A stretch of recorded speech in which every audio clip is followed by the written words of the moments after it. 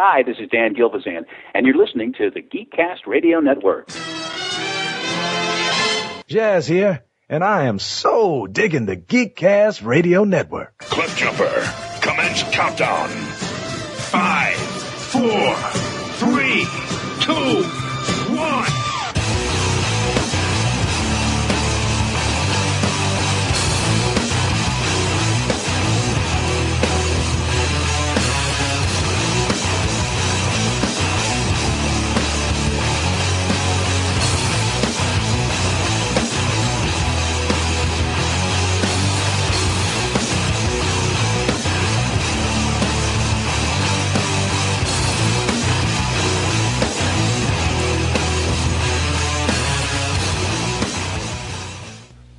Now, Toycast.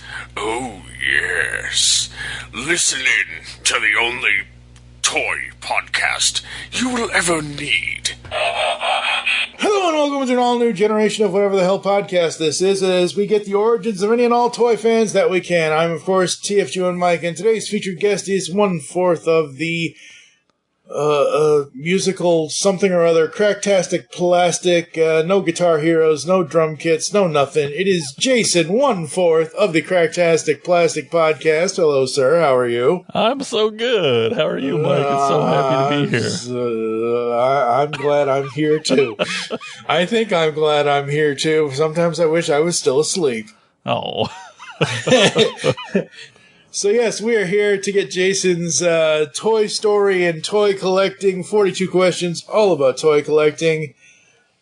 And I have been listening to, finally, after you bugging me for 2 years, you haven't actually been bugging me for 2 years, but I remember like 2 or 3 years ago when they started, he's like, hey, and I'm like, okay, I'll check it out. 2 years later, 7 hours ago, I finally listened to about 5 episodes of your show. Hey, whatever. As long as you get there, I don't care. So, Cracktastic Plastic, before we get into the questions, just give the brief summary of what you and your bandmates do over there at Cracktastic Plastic. Sure. For years, probably 10 years ago at least, we've been a band. We're all musicians. We play original punk rock music, and we travel the country on tour all the time. And for years and years, we didn't even know this, but eventually learned that we all liked toys and collected toys. It's weird how it just didn't ever really come up for a while.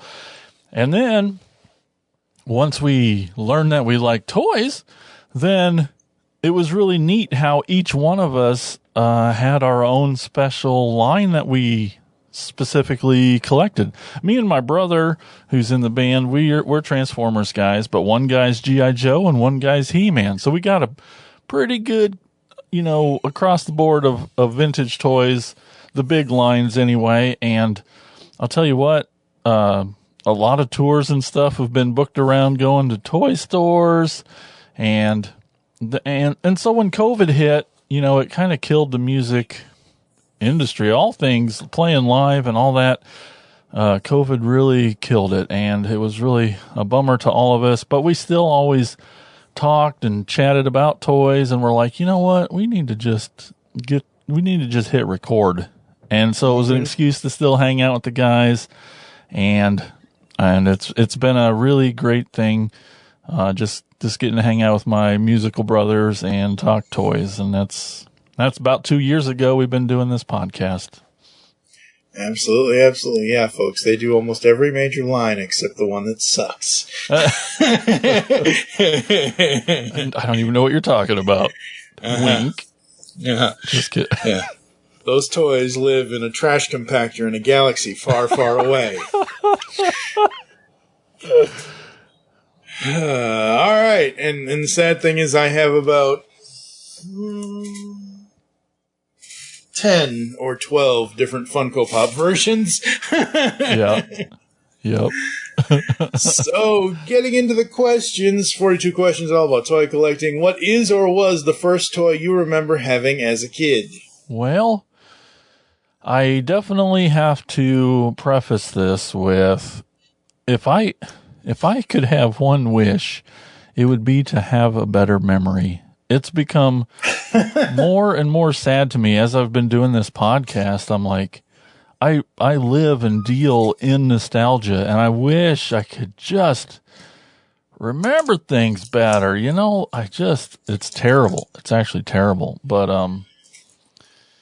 I know when growing up, it was three boys. So, Spooty, my brother, who's on the podcast, he's the youngest brother and I'm the oldest. And, we had a little bit of everything, growing up, your Transformers, He-Man and G.I. Joe and such, but I can't even remember like having one. The biggest thing that I remember, that like is an actual memory that I actually remember vividly is in Christmas of 1986.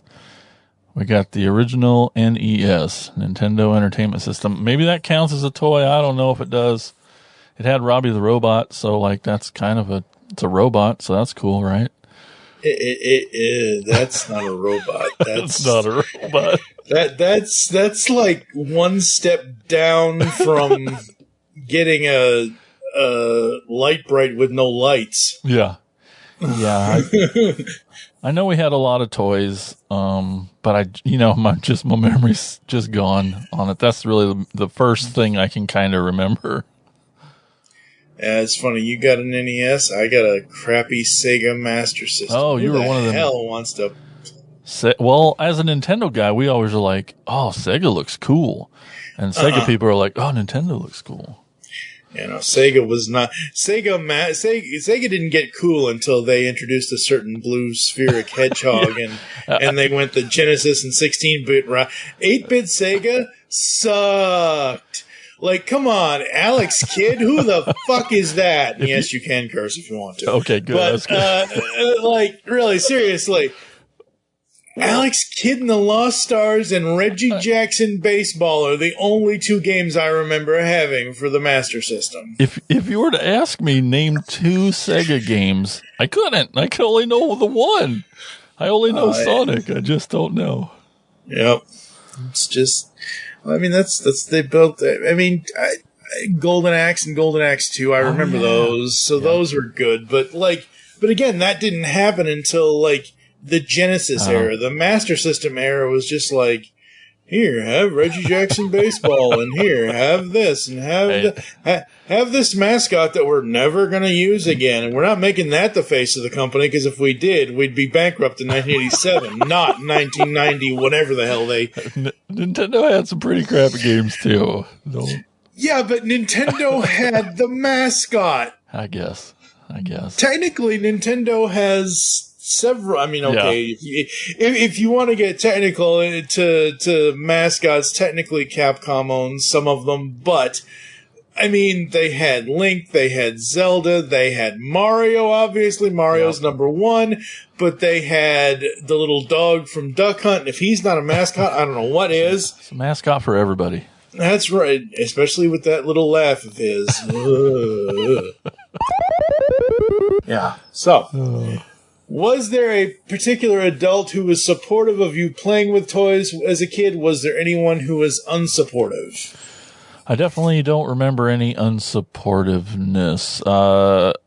We were super poor growing up. It baffles me beyond belief how in the heck my parents afforded any toys, let alone the ones we did get. But yeah, we had toys. We were 3 boys. I'm sure they were just like, just get out of the house. Just go play with stuff outside and quit breaking our house.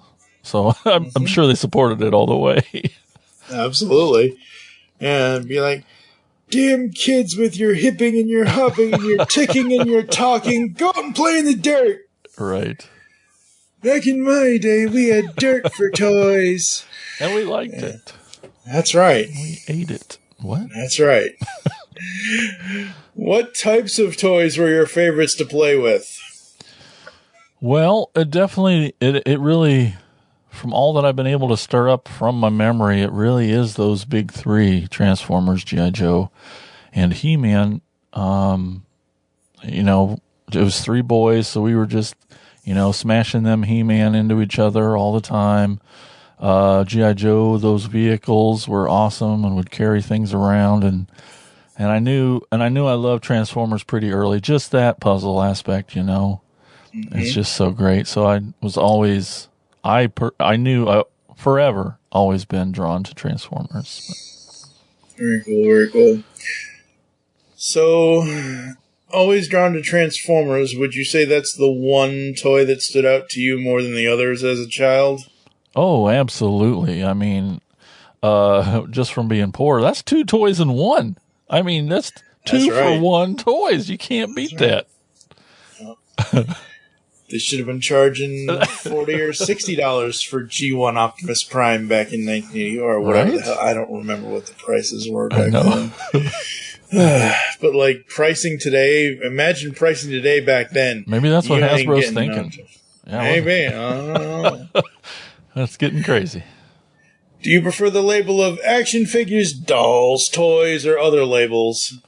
Now, I definitely don't care at all. I do remember, I feel like, I don't know, when I was a kid and still playing, there's, people were mean. I don't know, other kids were mean. I just remember getting picked on about it for being dolls. And you're supposed to say, it's action figures.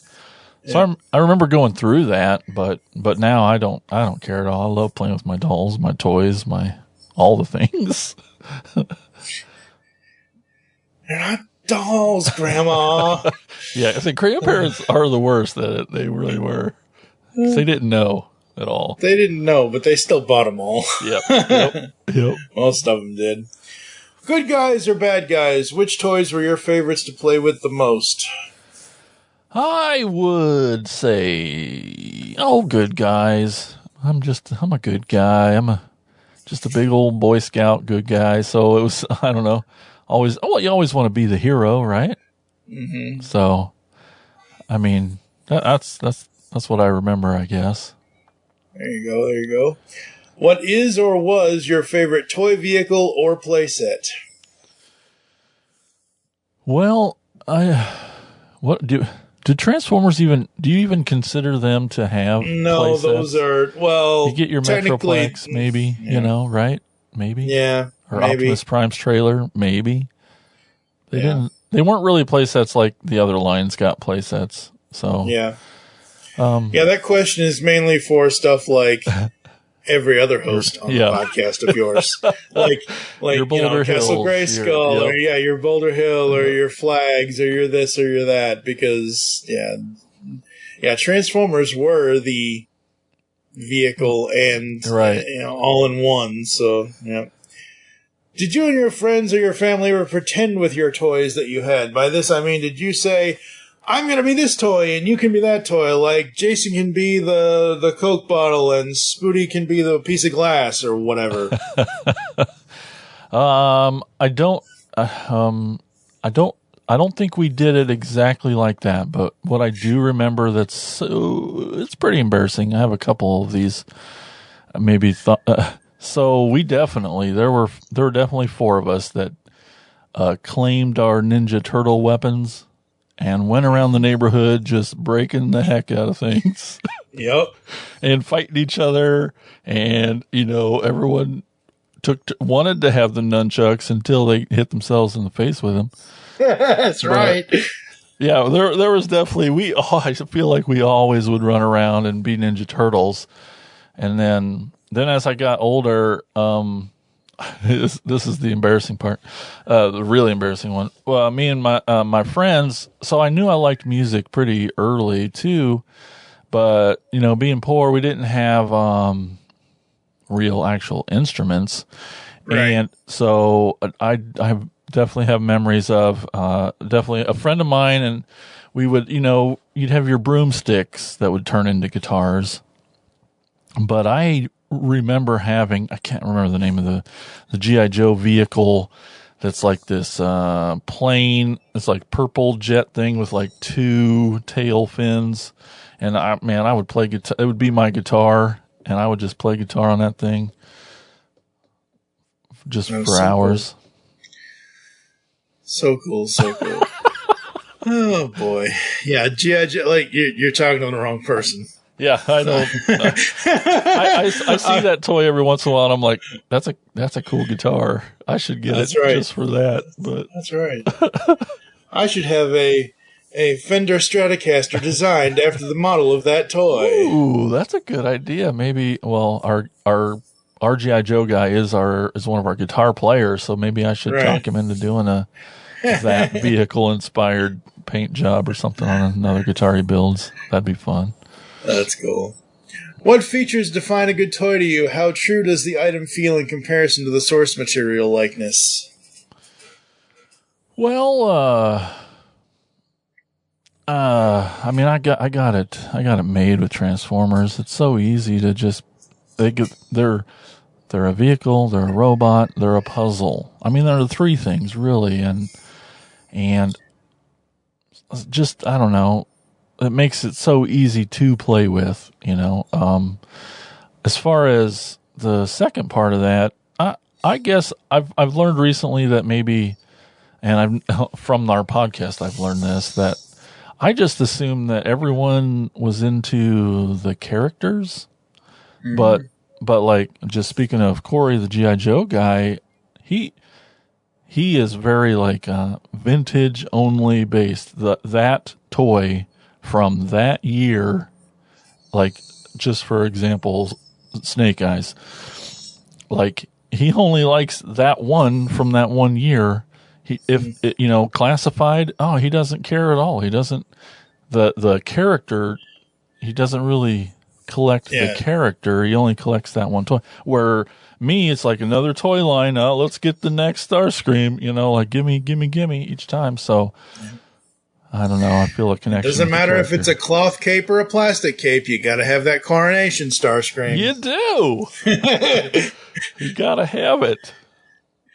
So, and I'm just waiting that they have not done this yet. I'm hoping that I was actually hoping they would have done it with one of the 3 or 4 variants of the Kingdom Galvatron. Uh-huh. I wanted him to come with a crushed crown. Oh, yeah. Uh-huh.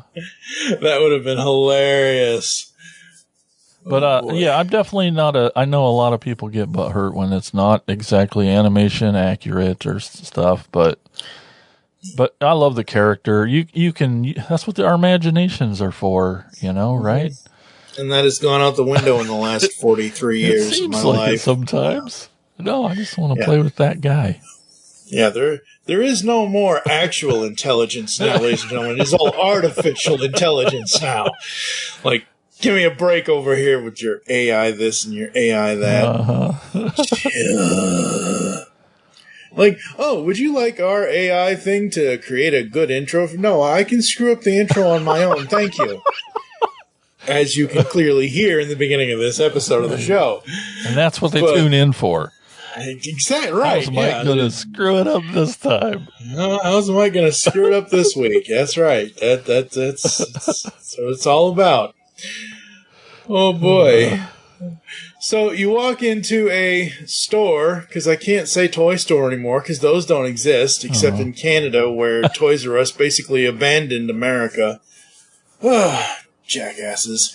What does toy packaging have to draw you in? So you go into whatever store it is, you see this, and this, and like you see 4 different versions of Transformers. What does each of the packaging have to make you go to one more than the other?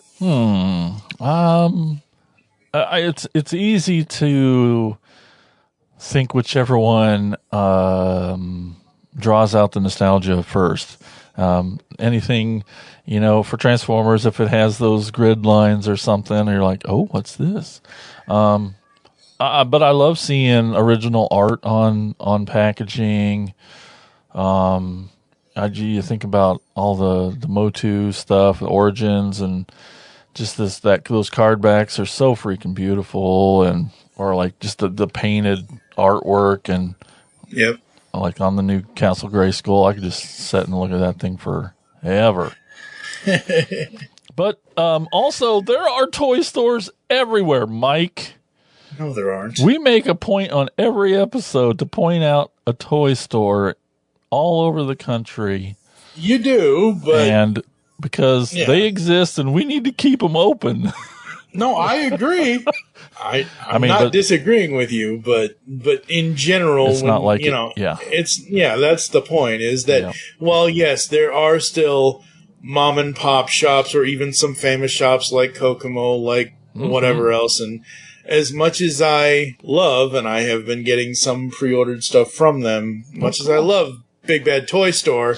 Big Bad Toy Store is not an actual toy store. It's an online way, so I mean, as much as I love them and they're awesome and everything, I got the, whatever episode it was you guys were talking about, there needs to be a core class something or other. I forget what people wanted. They wanted, oh no, I know what it is. That's what we're waiting on. We're waiting on a core class blaster. That's what it is. We got sound. Yeah. So Elgin was saying that, but I have the core class sound blaster. He's actually here in my hand. And the only reason why I wanted that is because my two favorite colors are black and purple. Yeah, heck yeah.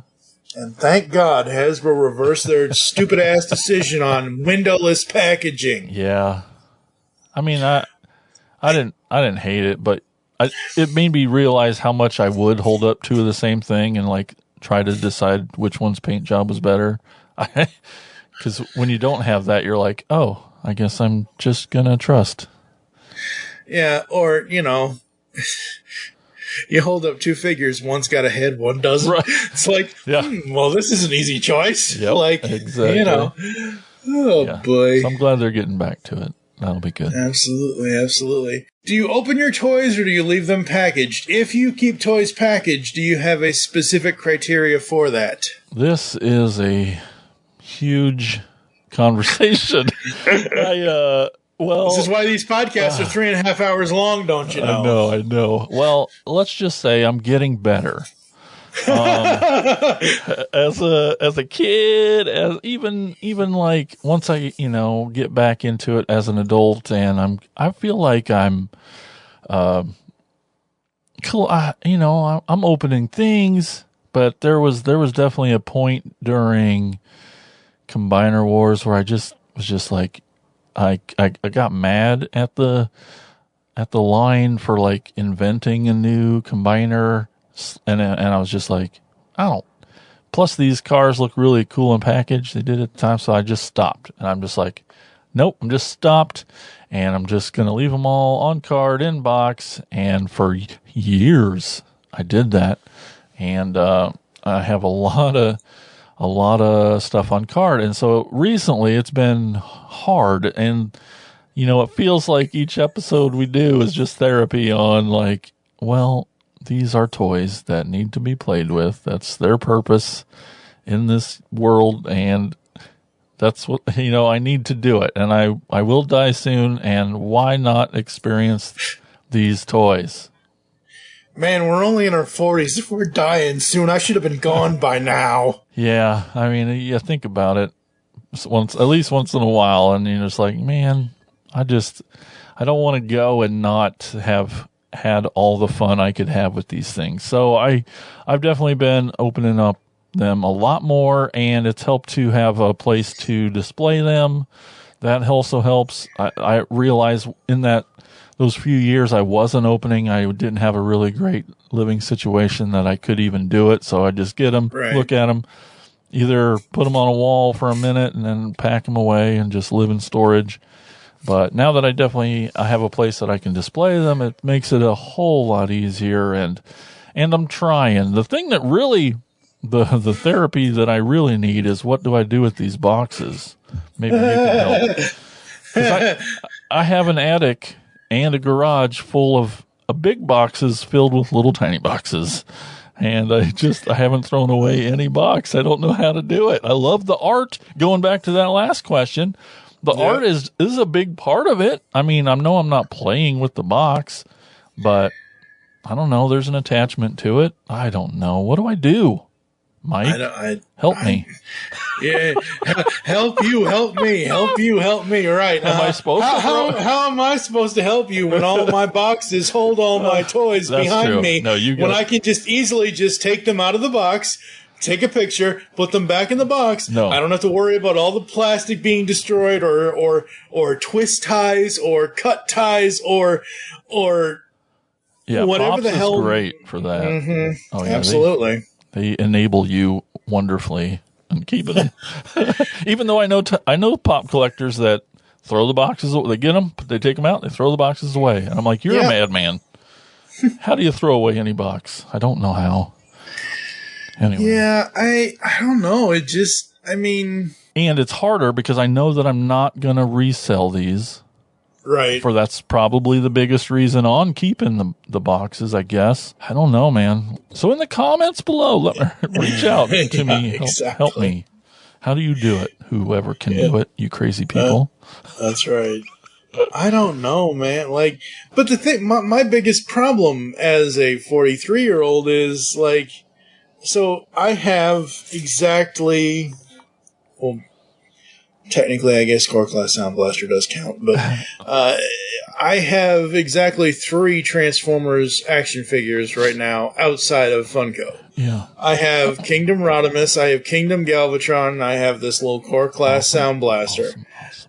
I have the box to Kingdom Rodimus. It's in the closet.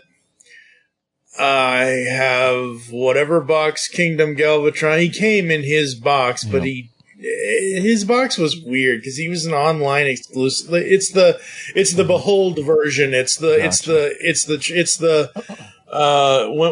when Unicron remakes him into Galvatron. It's the cool purple one. Yeah.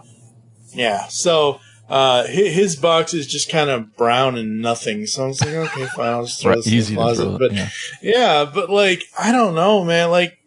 Again, going to the Funko Pops, I can take those in and out of box. They're fine. It's easy. You can't take... If anyone out there listening to the sound of my voice can take a Transformer out of the box and put it back in the box the way it was before you took it out... Impossible. It's not possible.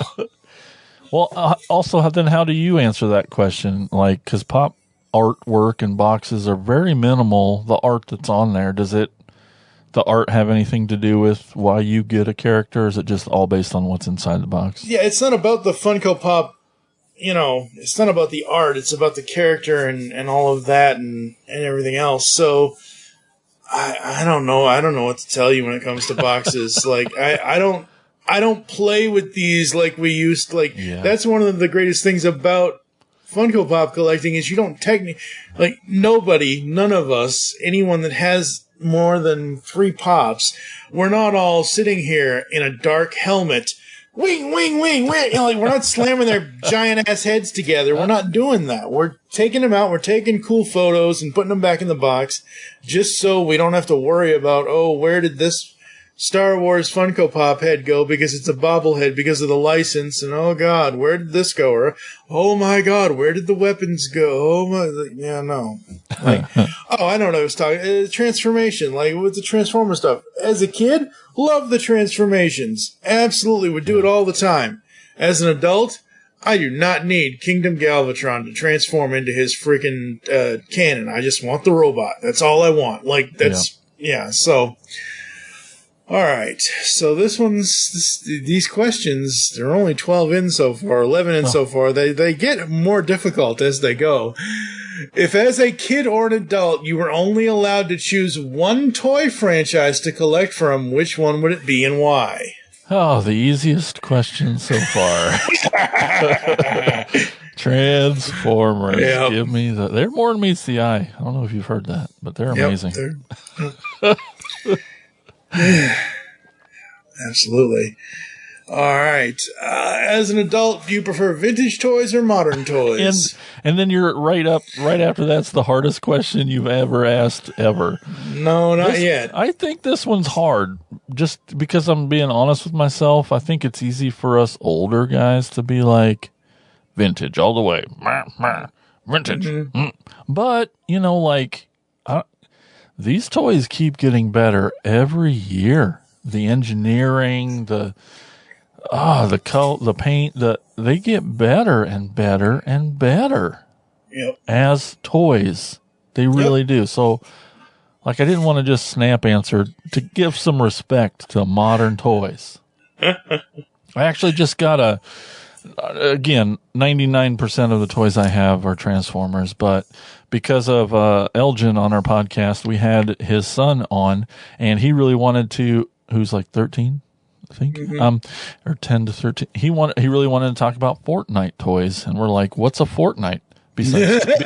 Besides 2 weeks, apparently it's a video game, and there's toys about it, which we all learned on this episode. But so he brought a bunch. I bought a couple just because I had to. Because when you look at them in the store, you're like, well, that's really neat. These are weird. These characters are. There's a cat with muscles. There's a pumpkin-headed dude. There's all sorts of weird. Anyway, so I bought some of these toys, and it's really the first time I ever played with a toy with your 25, 30 points of articulation, and my freaking mind was blown. I still can't understand how this toy is so poseable.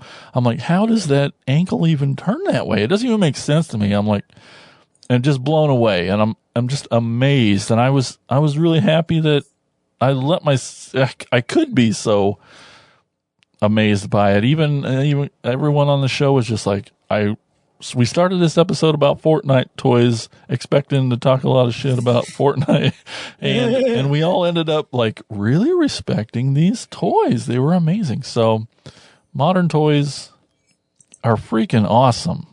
Yeah. But like I said, I deal in nostalgia.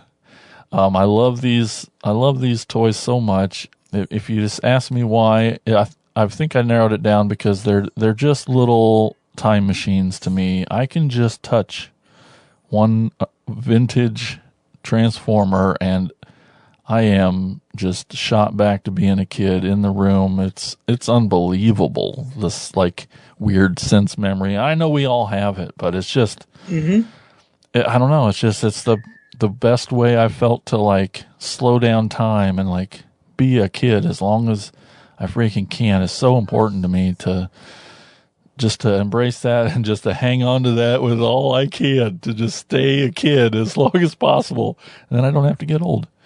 And that's why I have to choose vintage. But man, big respects to modern toys. Yeah, absolutely. And I blame Jeffrey. This is all that stupid giraffe's fault. What did we do? I don't want to grow up. I don't want to Right. I don't want to grow up. I'm a Toys R Us kid. They got a million toys at Toys R Us that I can play with.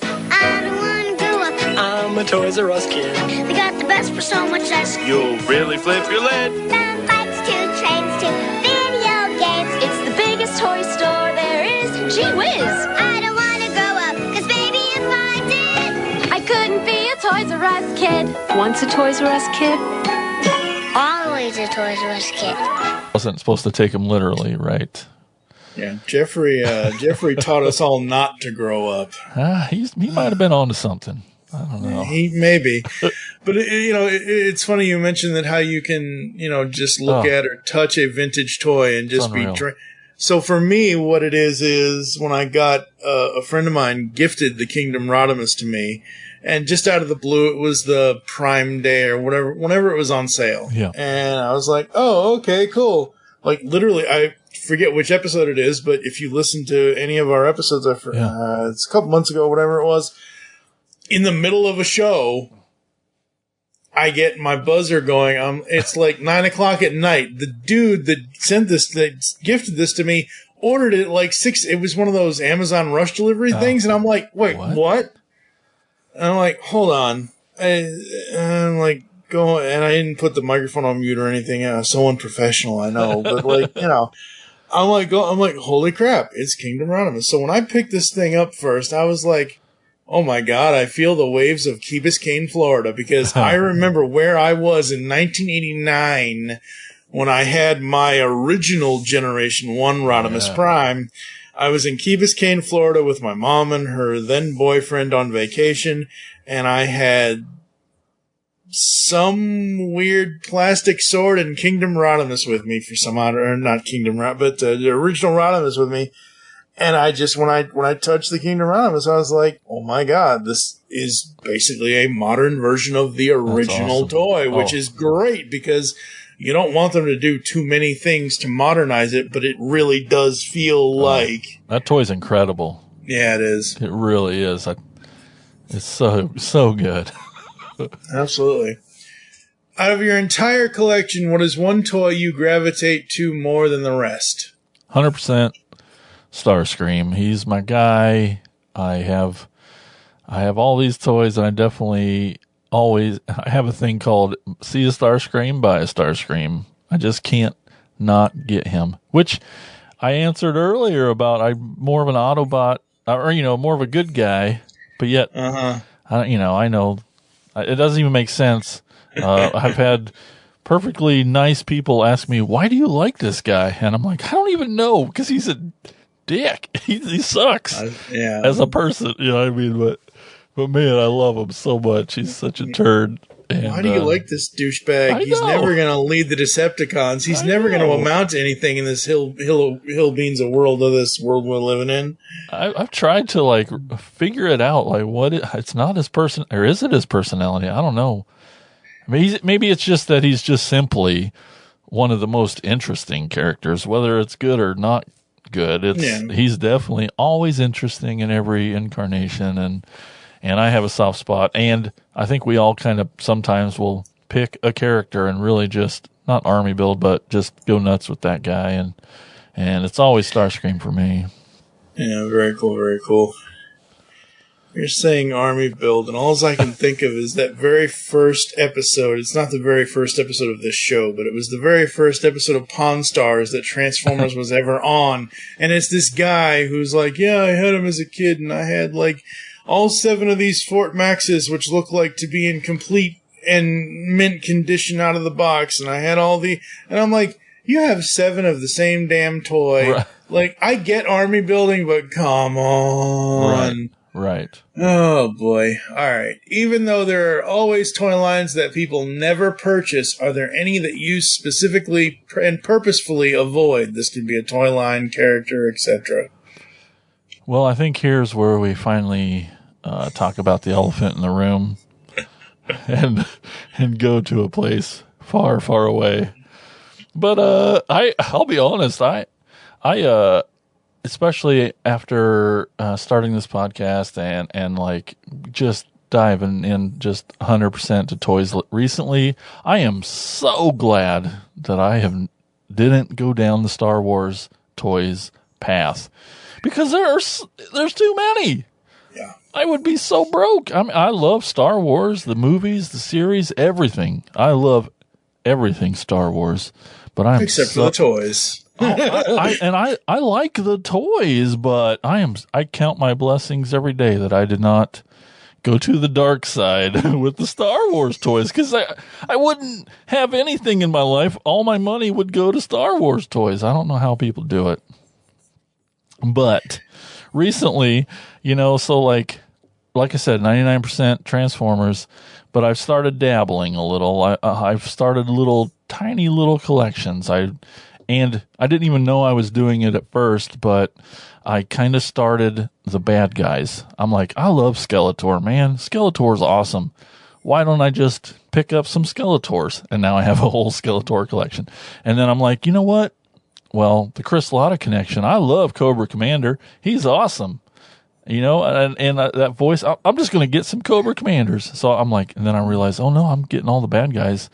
And then I don't know what it was. I can't remember what happened first, but or maybe somebody just gifted me one, or it came like that, and now I've got a little budding Darth Vader collection. Not because I have the bobblehead that just came out recently. I love it. It's awesome. And I know what it was. It was that dang Black Series one. It got me some FOMO, and I was like, ugh. But yeah, so I do have a little bit of Star Wars now, but I'm not happy about it. I would never tell anyone that I do, but I just did. I know. Oh, whoops. Nothing. These are not the toys you are looking for. Exactly. Yeah, no, I'm actually surprised at So the Transformers, and we're not even to Funko yet, but the Transformers Funko Pops, like, I didn't want every single version of Optimus Prime that Funko has made. I could give two craps less about the Target exclusive Bumblebee. I just want a normal, everyday Bumblebee. He's got the jetpack. Come on. No, that's not a jetpack. Those are his doors. That's not a jet. Those are his open doors of his car mode. That's not a jetpack. Wait a minute. I don't know if the NFT does have it because I don't do NFTs. No, but and who they does? did. Well, there are a lot. Nobody actually does. Come on. Wow. Some do. Sideswipe. I don't know if the Funko Pop Sideswipe has a molded-on jetpack onto his back because I've never seen it in person or in videos or anything like that. Maybe I'll have to look for that on YouTube afterwards. But anyway, like, I wanted to, same thing with Masters. Like, my Masters Funko Pop collection has grown, but specifically to the hero and the villain of that series, I wanted specific versions. I didn't want your normal everyday, hey, here's He-Man with his sword. I think I have one, but whatever. The Battle Cat one's pretty awesome. Well, I do have that's different because that's Battle Cat. Okay. That's the 4-inch pops specifically. When I started doing the Masters stuff, I think I had Battle Armor He-Man and Battle Armor Skeletor because those are the Battle Armor ones and the moving chest and whatever else. But like for my specific collection for He-Man and Skeletor, I wanted the Terror Claws Skeletor because he's metallic. Yeah.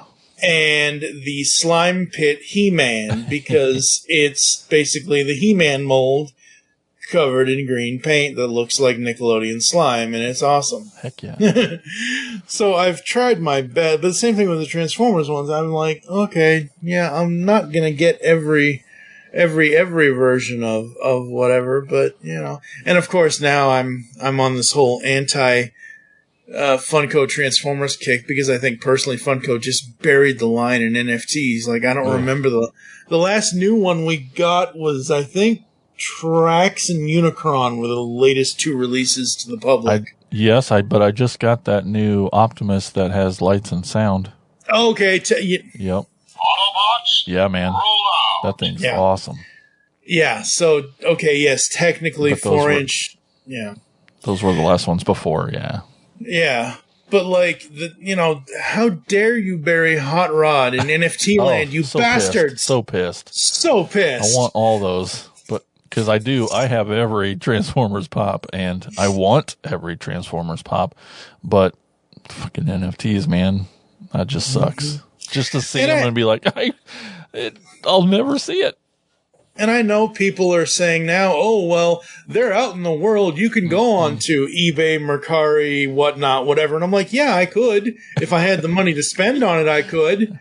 But normal people don't. Not that kind of money. But yeah. Yeah, no, I think Gold Optimus Prime, the last time I looked at it, was going for like $400. Really?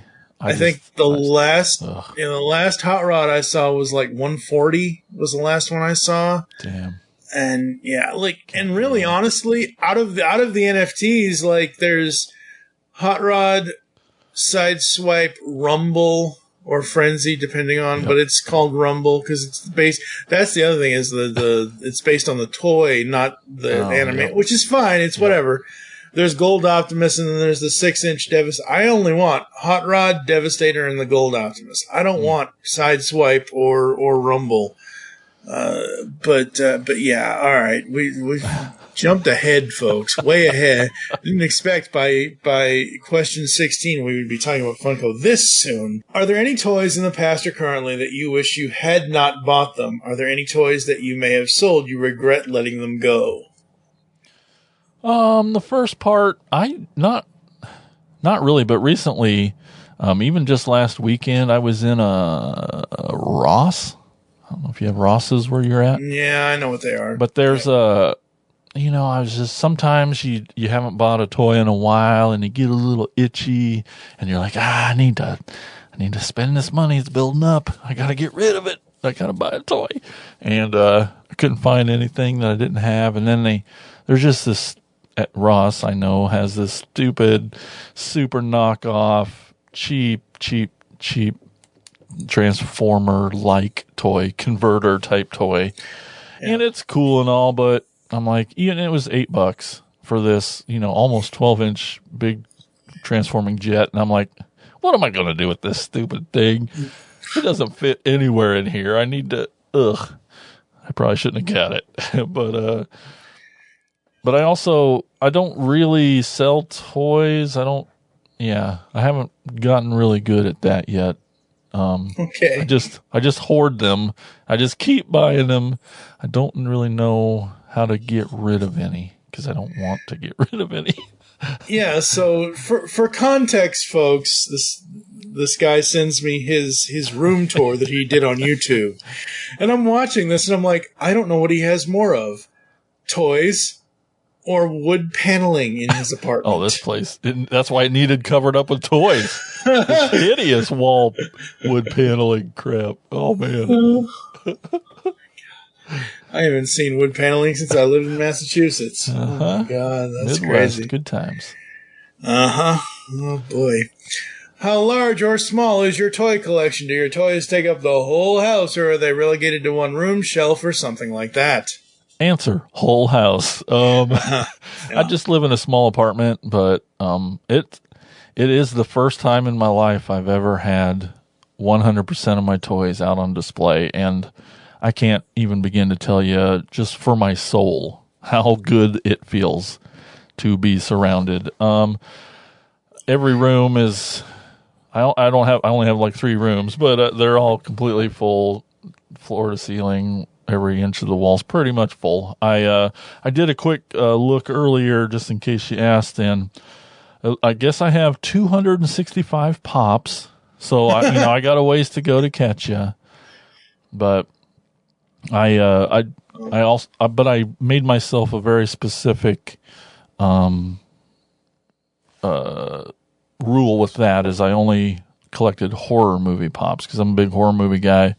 Mm-hmm. I'm a horror movie filmmaker and all this stuff, but so I only just wanted to, and thankfully I made that rule early, so because there's only a bazillion pops. So although I have 265 horror movie pops, so that's good. But and then I looked, and I have been cataloging my collection. There's this awesome because I'm an Android person, I think there's a fairly cool app for Apple people out there. But for Android, I couldn't find anything that was worth a crap. So I found this website called Schmax. Okay. And they do SHMAX, and they do all toys, which is great, but I just use it for my Transformers. And since I moved in here and started putting them up, I've been cataloging them all. And I just went over 1,400 Transformers. Wow. You're right. I need more. You're right. I could use some more. So it's funny. I'm a part of a Instagram private chat thing through a Patreon program through Slapshot Pops on YouTube. Cool. And one of the guys in there, actually, he was 3 episodes ago. He's 176. Oh, yeah. His Funko Fat Guy, his big thing is, every time I show, like, my display or whatever else, and he sees the white walls that don't have any of the artwork that I have to hang up yet hung up, he's like, there's so much wall there. Uh-huh. There needs to be Funko Pops there. Yes. But no, it doesn't. No. Fill it up. No. Curate the collection. You're probably Make it manageable. Make it what you want it to be. Don't let it overtake you. Again, going back to the whole AI comment, or like actual intelligence, not artificial. You're probably right. Well, logic. Ugh. Live long and prosper. So it's funny. See, this is why I don't show people the questions beforehand. Question 18. How do you keep track of your collection? You just answered that. Yeah, Schmax. So that's okay. Schmax. Schmax.com.ca. Insert whatever net here. I don't know. I like it. And it's free, and it's pretty good. That's cool.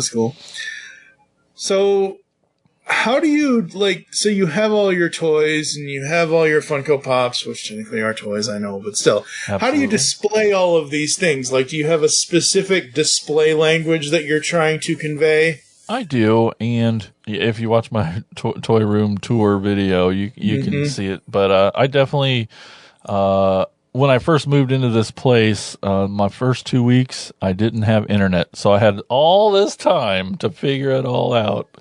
And I have my main room in here with the computer and the bed is kind of, I'll have it all loose. Most of my loose toys are in this room. And I really had a good time separating them all by toy lines. So by years, basically. Mm-hmm. So each shelf or each section is, it's just so great to be able to just have the whole line in a line so that you can see it and see what you need to pick up, what's missing, just seeing them all together. And then I have kind of the living room is where all the on card and box stuff is. And I love both rooms for different reasons. I like that the living room's neat with all because every inch of the wall is a card with a bubble on it, basically. And right. It's so fun. I just love it because when I walk in, it gives me that feeling of walking into a toy store again. I sort of can, squint and fool myself that I can get those feelings again of walking into a toy store. And so when I set it all up, I was only worried about getting the Transformers out, trying to get 100% of them out. And then I was like, okay, I'm done. Oh, crap, I have all this horror movie stuff. And I just have a kitchen left. I'm like, all right, I guess it's all going in here. It's a little weird, to have a wall of pops, two walls of pops in your kitchen where your stove is.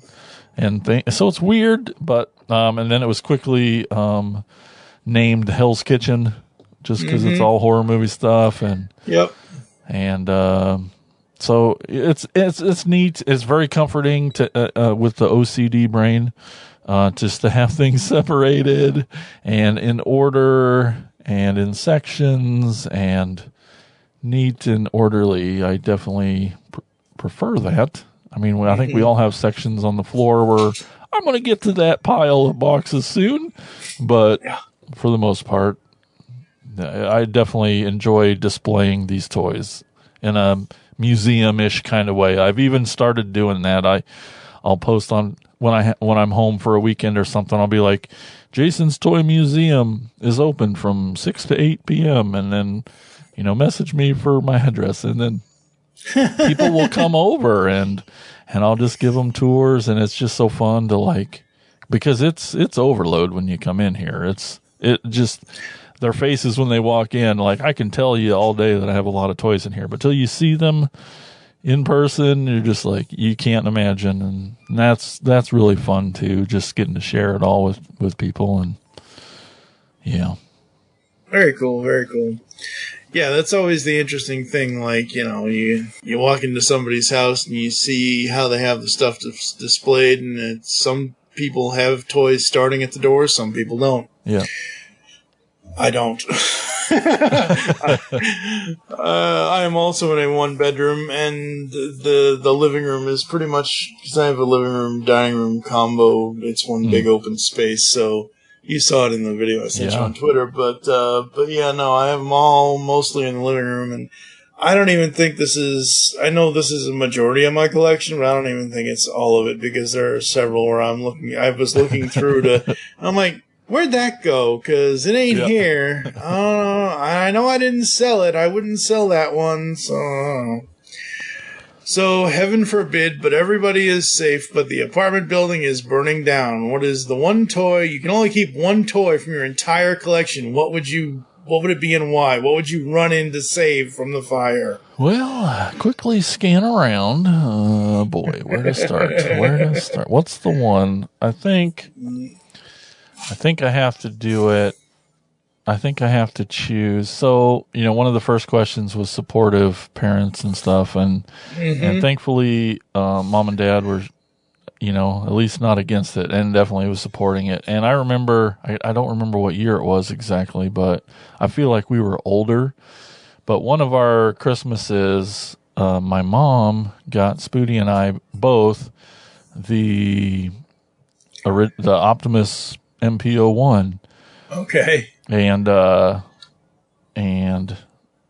I lost Mom a few years ago, so it's extra special now, and it's just such a monstrous, amazing, just an amazing toy, and then it's extra special because it was just. I feel like definitely we were growing up, so it was weird to just suddenly get this toy from Mom, but she knew how much we loved it, so that's probably the one I'd have to get. Not a Starscream. It's weird to say that, but I mean, she didn't get you the Starscream. That's right. Coronation Masterpiece set, because they have that too. Yeah.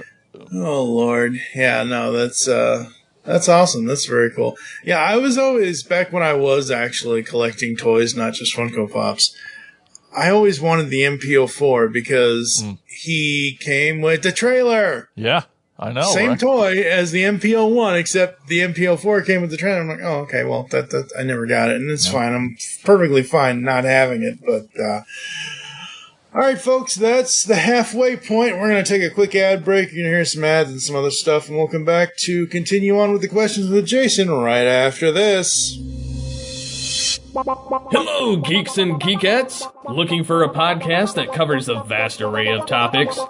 Then check out Altered Geek Unleashed, where we discuss our thoughts on this week's geeky news, tech, gaming, television shows, movies, cartoons, comics, and more. So, get altered, get geeky with the Altered Geeks. Every Friday on the Geekcast Radio Network.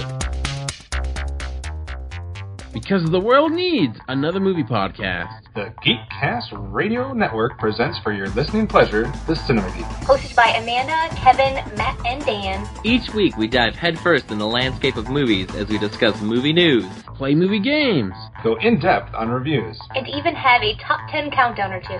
Also, don't miss our director retrospective series, where we review noted directors' movies film by film. Bottom line is, if you love movies and love podcasts, you need to experience the Cinema Geeks. You can find us on iTunes, Blog Talk Radio, or GeekCastRadio.com.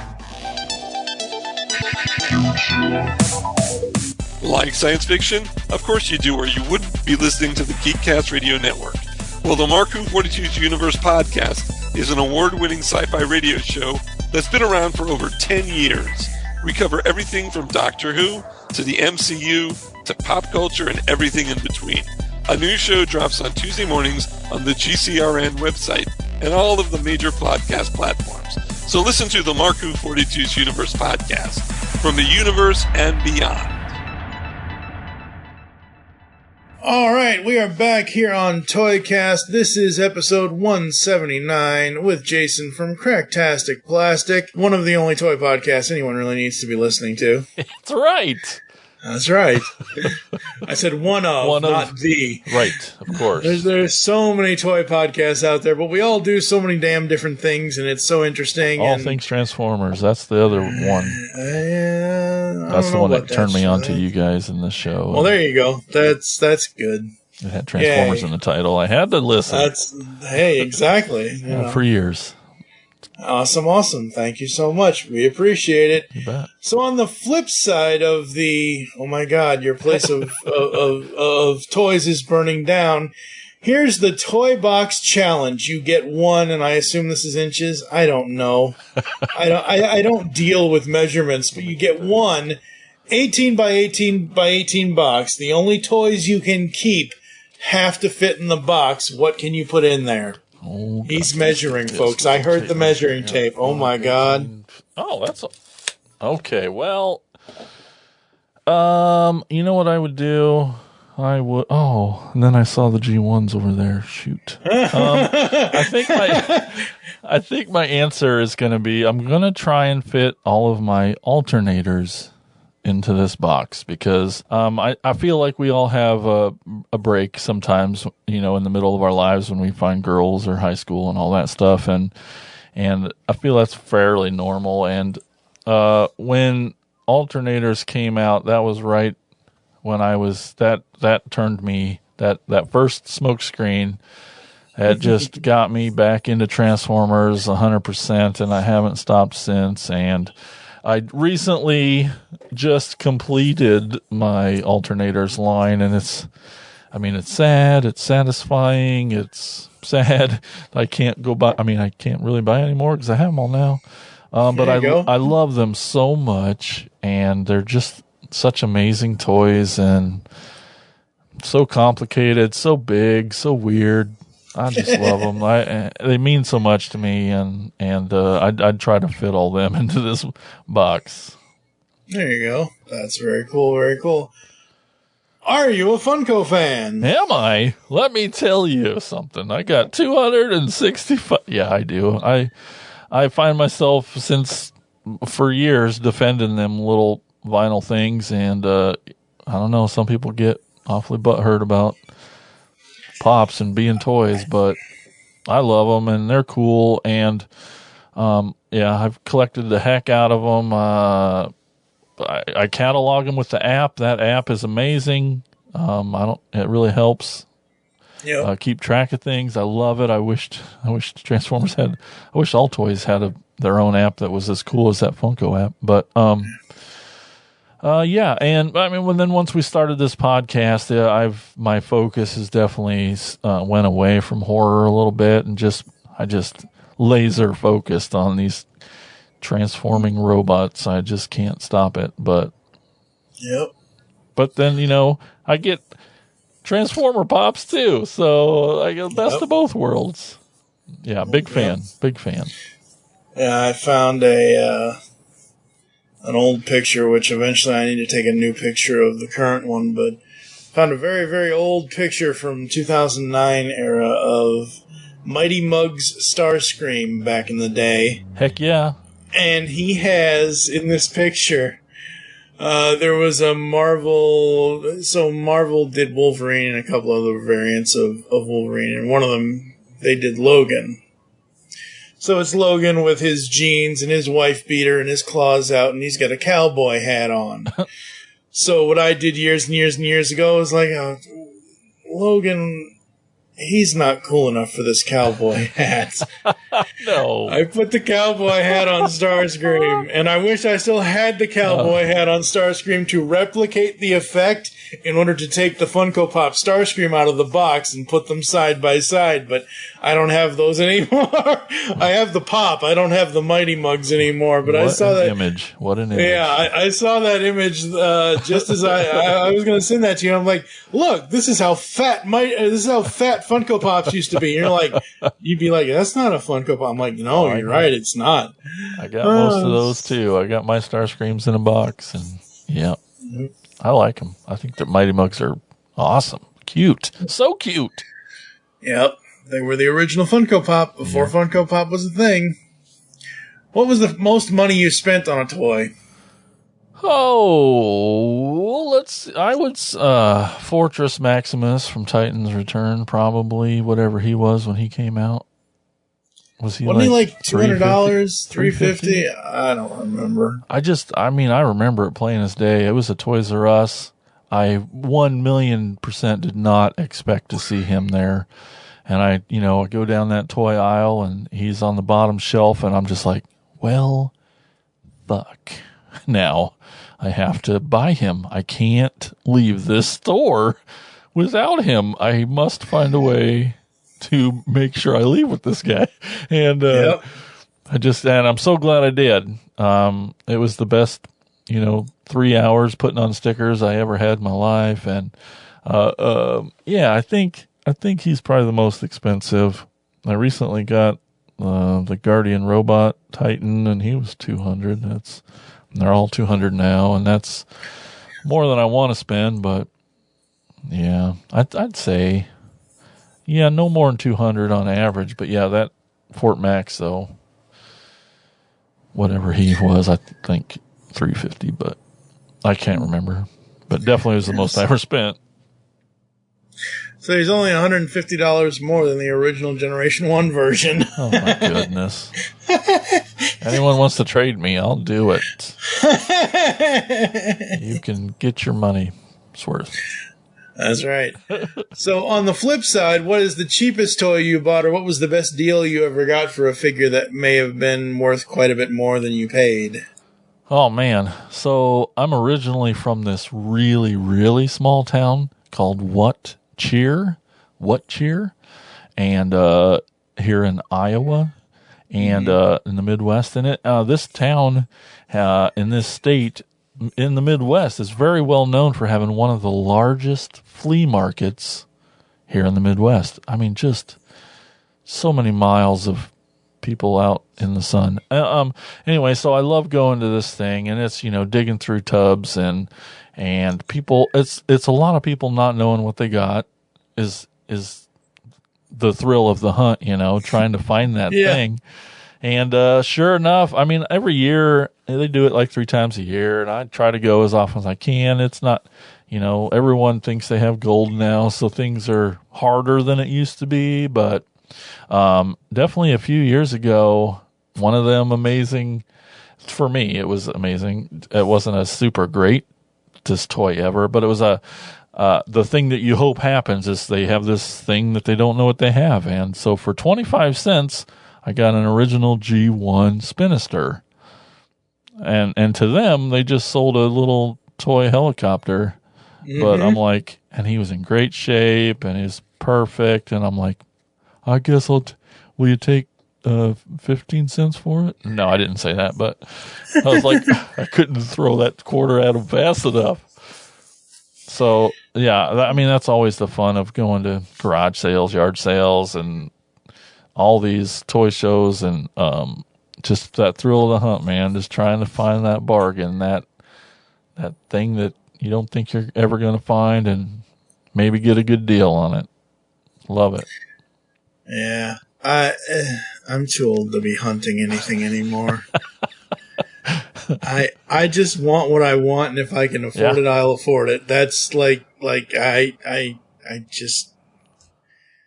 Oh no, you're lucky to know what you want. That's a good thing. Well, and again, you have to worry about I mean, yeah, you do have to find it online or whatever else. Most every website now has Funko Pops, so it doesn't unless it's an exclusive to somewhere or whatever, which is fine. You can find those too, but like this whole hunting thing, I'm just like, I'm too old. I need.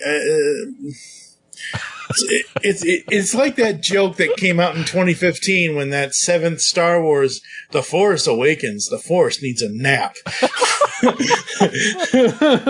It was a Maggie Simpson joke at the time because they had the Disney Plus special at the same time when that was out. But yeah, no, man, I'm so over the hunt. Like I can't deal with the stress of hunting for toys anymore. So fun. More power to the people that love that kind of stuff. I just can't. All right, where? Well, also here in Iowa, there's this show called American Pickers. That's where they're from, and it got really popular on the history. Oh yeah. Yeah. So like, I don't know. It just maybe there's just something in the water out here in the Midwest that just makes digging through junk really fun. I don't know. Well, when you got junk on TV, I mean, Yep. You talk TV, I talk some TV, and now the American Pickers, now don't touch that dial. Didn't that show get canceled? Oh, I don't know. I assume it's still going. Last I heard, something happened between Mike and Frank, and they went their separate. I heard that. I don't think Frank's on the show anymore. I think it's just basically his brother now. So. Okay. Well, there you go. All right. Well, I feel like I'm repeating myself because I feel like we've already talked about this. But what modern and/or vintage toy lines are you currently collecting? Answer: all of them. Sadly, that's true.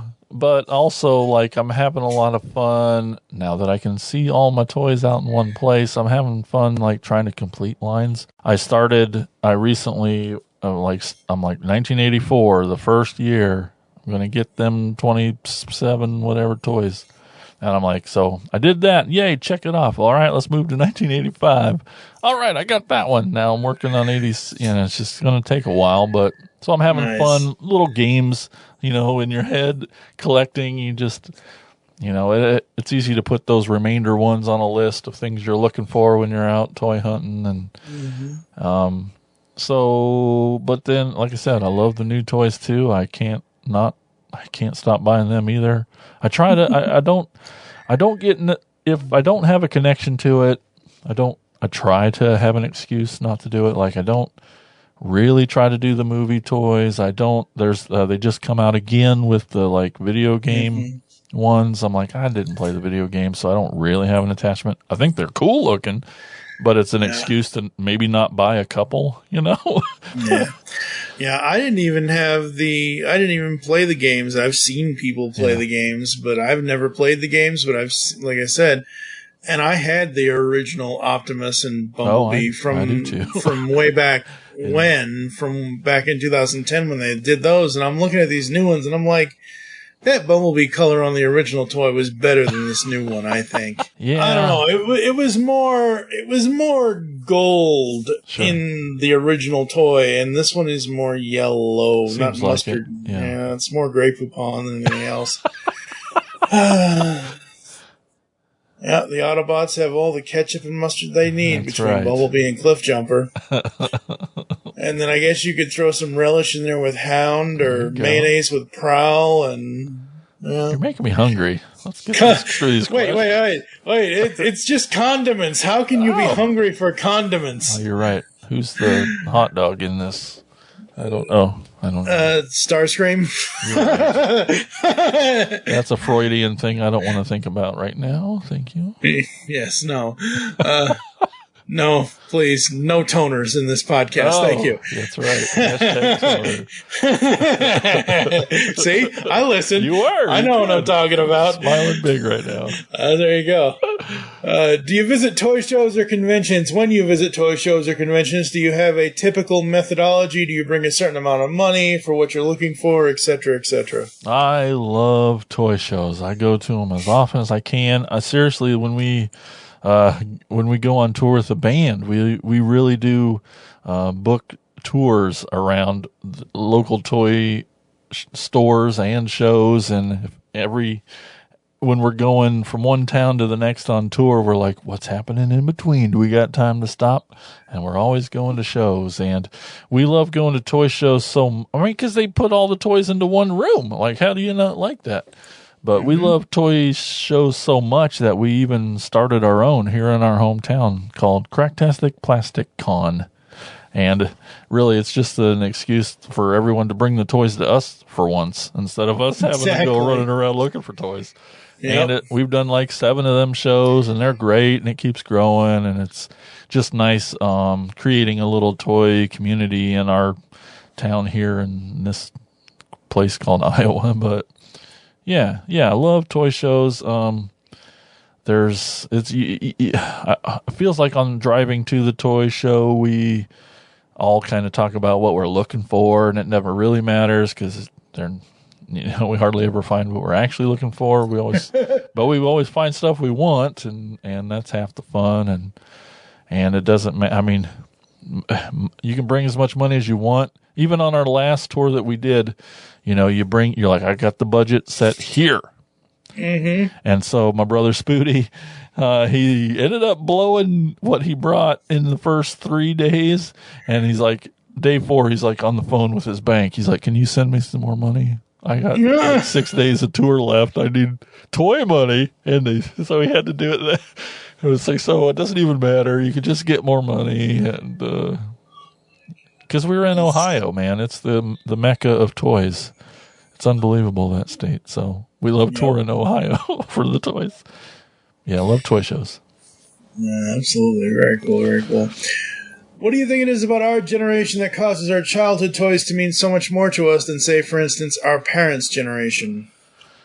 That's a great question. All I can think, I feel like our generation, we had cartoons that went along with our toys. Yeah.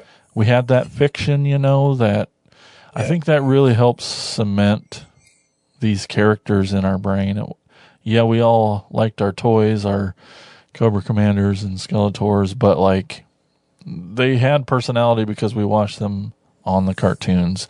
We would have never come up with Skeletor's laugh on our own, so, and which makes me kind of worry about, I guess there's still cartoons of toy lines out, but not like it was. So I worry a little about the next generation, but I don't know. I think that helped just tie it in for us growing up. I don't know. What do you think on that one? That one's it's a deep one. The difference is, and I know people are going to say, oh, but our parents had toys, but you're talking about 50s, 60s, and 70s toys before the toy boom really, the toy boom really didn't start before 1981. Sure. Yes, there were Barbie dolls, yes, there were Hot Wheels toys. Fisher Price, there was tons of awesome toys back then. But there were, but half of them were like, you might as well go play in the dirt. I'm gonna go play in the dirt now with my Barbies and my 12-inch G.I. Joes and my male dolls that go with the female dolls. And, it definitely was the quintessentialness of the 80s to have that fiction to go along with the product, because that way we could live out, well, except for there's only two Transformers characters that got the shaft in the 80s. What? Poor Ironhide and Ratchet. Oh. They ain't got no heads. They don't. It took forever to figure those two out. Get over that and I had Ironhide and I'm like, wait, where's his head? Is it in the box? Did I leave it in the what? Mom, what's a Diaclone?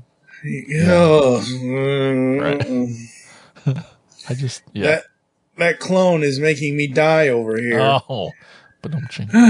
Yeah.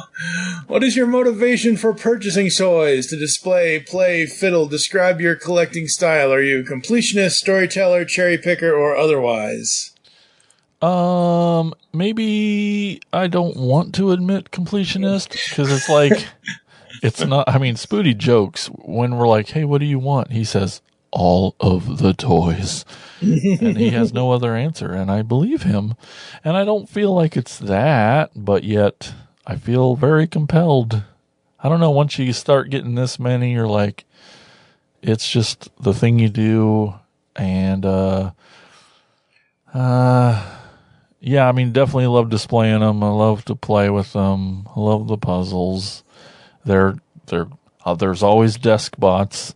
There's always something to fiddle with. So for all the reasons, after doing this, starting our podcast, just photography has been an amazing reason to have all these toys.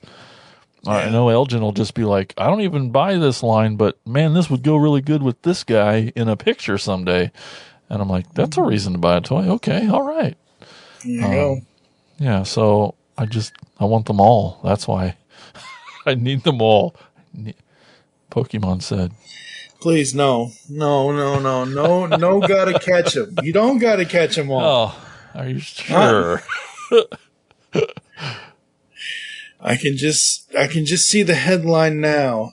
Apartment complex in Iowa, somewhere in Iowa, just falls to the cement under the weight of all these toys in this guy's apartment. And his dying words were, well, it's a good way to go. Yeah, exactly. It's like our good friend. Yep. It's like our good friend comic book guy always used to say, "Life well spent." Exactly. Boy. Have you ever purchased a toy for a child with the ulterior motive for playing with it yourself? That's a definitely yes. I've been a stepdad a few times, so you always want to encourage, or like my best friend, he's got kids, so he knows every Christmas he's getting 2 Transformers from Uncle Jason. Like, it's just for 15 years now. And then I'm like, well, I get to buy him the kid toy that I wouldn't probably normally buy myself, so that I can still get to play with it with not having to have it. So I definitely do. Well, you want to spread the love, like I know how much. Yeah, no, absolutely, I like these toys. I want to encourage. Yeah, and meanwhile, I'm over there in the corner of the electronics department at Walmart, whispering under my breath, "Get away from my Funko Pops, you kid! Get away from my Funko Pops, you kid!" That's a story that I have. It's mine. And the sad thing is, that day I remember this and I'm telling a different part of the story because I've told the story all the time, but.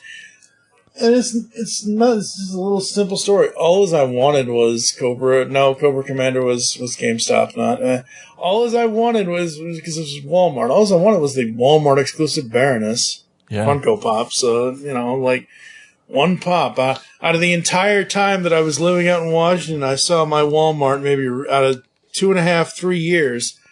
I saw my Walmart maybe restock with good stuff like twice.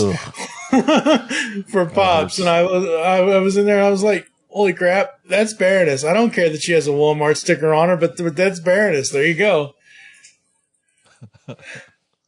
Have you ever purchased a vintage toy for a child because you thought it would be fun based on your own preferences? Oh gosh, that's probably a no, because for lots of, mostly just for, one, I need it, and then I get it before you get it if it's vintage, and then, they're more fragile, and kids, and sometimes kids do come over to my toy museum, and but I just have a little box of like McDonald's toys for them to play with if they have to touch a toy. I don't think I could. Oh, that'll give me nightmares just thinking of a kid playing with a vintage toy. Oh. They're going to break it. I can't handle it. But Jason, man, die-cast construction, it's a lost art. Right, I know you're right. These lasted through us smashing them around, I guess. But, oh man, that's hard to imagine. Absolutely. Do you do any toy modifications or customs, painting, building dioramas, etc.? Oh man, this is on my list of to-dos. I really wished I did. I want to so bad.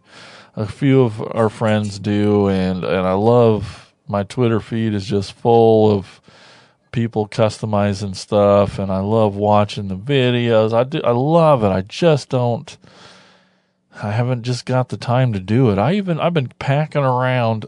I got a couple, run that first wave of the Beast Wars reissues. I got a Cheetor and a Rat Trap, I think, because they went to clearance for like $2 or whatever. And I'm like, I've been carrying around an extra 2 of those because I wanted to paint them. I wanted to make like a Nemesis Cheetor and Rat Trap. This is what I told myself I want. I still haven't bought the paint. I don't have the time to do it. I want to though. I love it. I think it'd be really fun. I just haven't yet.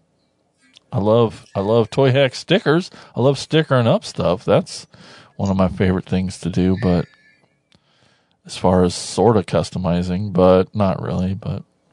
Do you think toy companies should specifically have adult collector toys, child toys, or find a way to mix both? I mean, over here in Transformer Land, there's usually at least a toy line and a kid line, and I suppose Masterpiece is the adult line. So, but I even started back in Cyberverse. I'm like, you know what? I freaking love this cartoon so much. It's probably my second favorite cartoon. I'm like, I want these toys too. Sure, they're cheap. Sure, they're hollow. But they're these characters that I love in this cartoon that I love. That's that connection to the fiction, and so I bought the shit out of them Cyberverse toys, and now I'm doing it with Earthspark.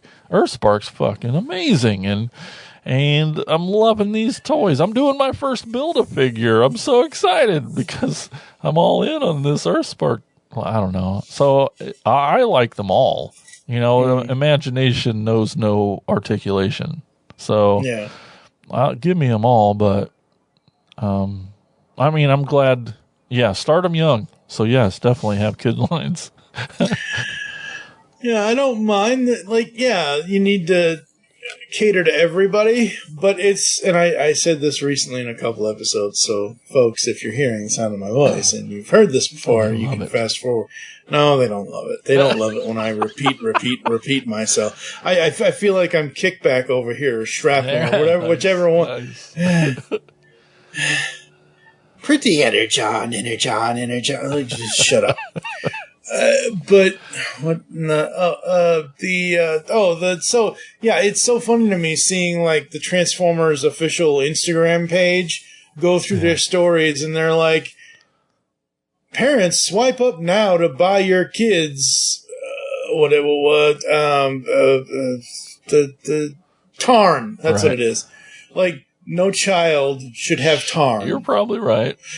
Just in the context of the fact that of what the character is, no child should have Tarn. Yeah, but imagine being a kid. You want that thing that you're not supposed to have. You want that That's true. naughty thing, and Tarn represents that.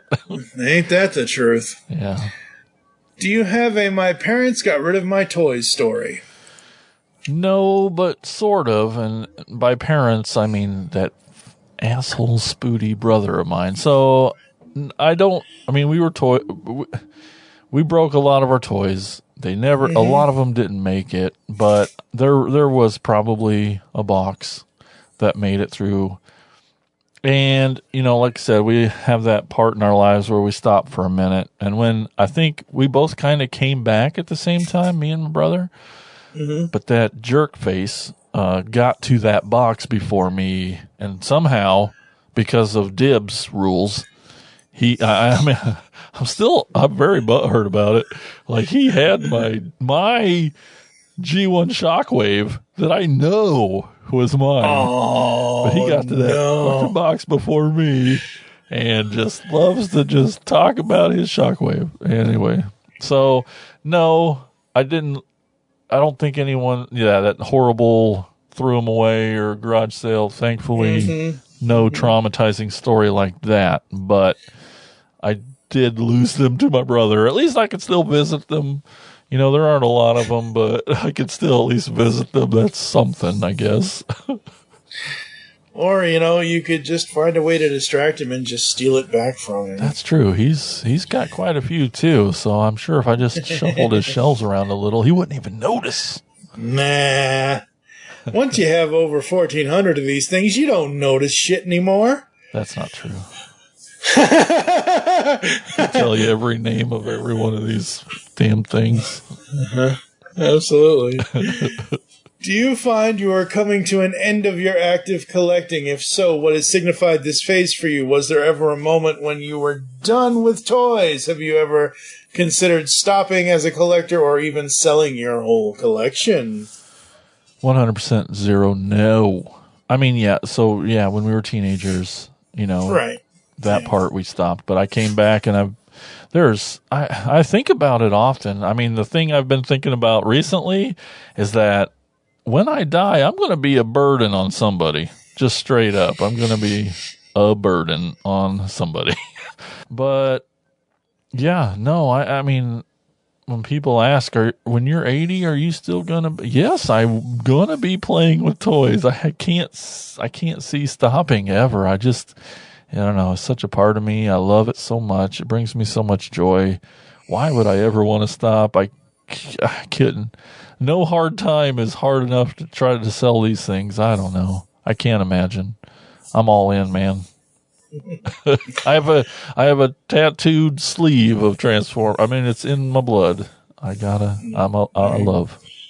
There you go. Yeah, it's so funny, folks. A little bit behind the scenes here. You're probably hearing this episode a few weeks after we recorded it, but I just finished recording and releasing with Jason, a different Jason Swoboda from $7 a Pop. Yeah. And I asked him that I ask everybody all the same questions. The questions don't change, the stories do. So I ask him and he goes, whenever I depart this mortal coil, it'll be somebody else's problem. I don't care. I'm like, all right, well, that's the best answer I've gotten for that question ever. Yeah. He's not wrong. He's not wrong. No, he's not wrong. I mean, He won't care at all. That's right. There's going to be one because I'm pretty sure I'm not going to see this year, but in 2099, there's going to be one person left in humanity that is just surrounded by a landfill of plastic. Yeah. And it's going to be the plastic from the last 200 years of us contributing to it, because once we're gone, unless you're donating them to other kids or other Goodwills or other whatever, like, who the hell knows? They're just going to end up in the trash anyway. I know. I mean, I can be hopeful that somebody else will get to enjoy them, but yeah. Absolutely. What is something that does not have a toy of it that you'd love to have in toy form? Well, man, it's all Transformer talk. So I love this crossover series. It's been just a joy to the things we thought about as kids. Like, wouldn't it be awesome if G.I. Joe and Transformers could? Yeah. I mean, they're vehicles. Why can't? Yeah. So, and they've started doing that. So awesome. I think all of the crossover series, I just find them so neat, but there are definitely some that are missing. Obvious for me, I don't know why I go to Airwolf first, but I used to love that show so much. Kit from Knight Rider, obvious, missing, needs to happen while we got Feeney still around. And then like Greatest American Hero. Those are the top three, like, needs to be up next for the crossover series. Those are toys that need to happen. And you would think with like however many G.I. Joe helicopters there are, you would think that they would have made some sort of Airwolf repaint or something. The same thing with Kit. However many, like you, and even if you create a new like. They took a car and made a character out of it. They took the DeLorean and made Gigawatt. Like, like it's not even like Megatron his tank. Megatron his tank is obvious because that's it's Megatron and it's a fucking his tank. That's obvious. But like, in order to make Kit a Transformer, you have to make him his own character. Like, you have to. It's a black sports car. We have those. Just paint something black and call it Kid already. Yeah. So I'm enjoying those crossovers, and that's definitely keeps my brain thinking about fun things that could be someday. I'm just glad the crossovers have gotten better over the years. Oh, yeah. Because I remember the original Transformers Star Wars. I hated that Millennium Falcon more than any other toy in my entire. I'm like, why the hell would you make a Transformer out of the Millennium Falcon? I'm sure they could do it now and get away with it, and it would be fine. It would be awesome. But back then, that one from those days, like, but it was Han and Chewie, so it's perfect, right? Darth Vader as the Death Star, perfect. So I mean, so it's cool, but I don't know if they were really that good at toys. That's my point. Is that they weren't that great? Weren't really that good. I love the concept of making it, but oh my God, they're kind of ugly. Because they kind of gave them human-ish faces. It's really weird. It's really weird. And the transformations were crazy. Oh boy. What is a toy that you'd love to have scaled up and functional for the real world? Oh my. Well, the Ark. Yeah, let's go cruising through space. That'd be fun, right? Cruising through space, waiting for the Nemesis to just deploy its boarding chutes. Well, now that we're getting one, we're absolutely keep running. I don't know. I think everything I'm looking at already pretty much exists in a real way. That's one of them that doesn't. And number 37 in a row. That's what she said. How have your spouses and or significant others, mates, partners, etc., dealt with your collection? Oh, well, I've had some that have really not liked it, and I'm so lucky with my current girlfriend, Michelle. She's amazing. And it's oh man, there isn't fear like there is when you're inviting the girl over for the first time. Mm-hmm. And you're like, oh, okay, well, we're going to know real soon if she's the one. or we can keep going. But no, she's super supportive, so lucky. She really loves coming over and looking and playing with the toys and just loves that I love something so passionately and supports it. Super, super lucky there. So I know we don't always get that, but I'm definitely lucky. Yeah, absolutely. Toy collecting can have its struggles. What is one aspect you tend to struggle with the most? Well, I'd say the coming up with the money for the dang things. They're not free anymore. Nope. No, yeah, I mean, I tell myself that they've always been getting more and more expensive since they were ever. So, it's just part of being alive and buying things as they cost more tomorrow than they did yesterday.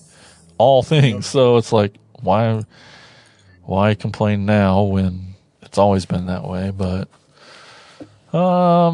yeah, the real struggles is, what do I do with these boxes? Come on, man. I have so many boxes. Money and space are the two biggest, that's always to deal with that. Yeah. Yeah, I need to actually go through. So I feel weird having holiday pops out when it's not a holiday.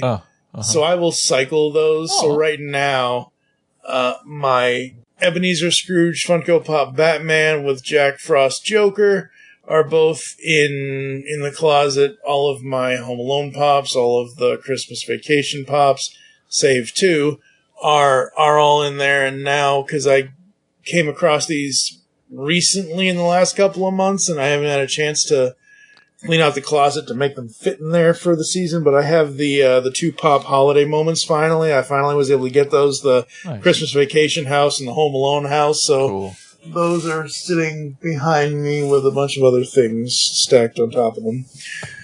But yeah, space is always, and that's my thing with spaces. That's why I'm curating my collection. I will not, I can't let my collection get over 500. If I let it get over 500, I just can't. just can't do it. What is one positive and or one negative memory you have with buying toys?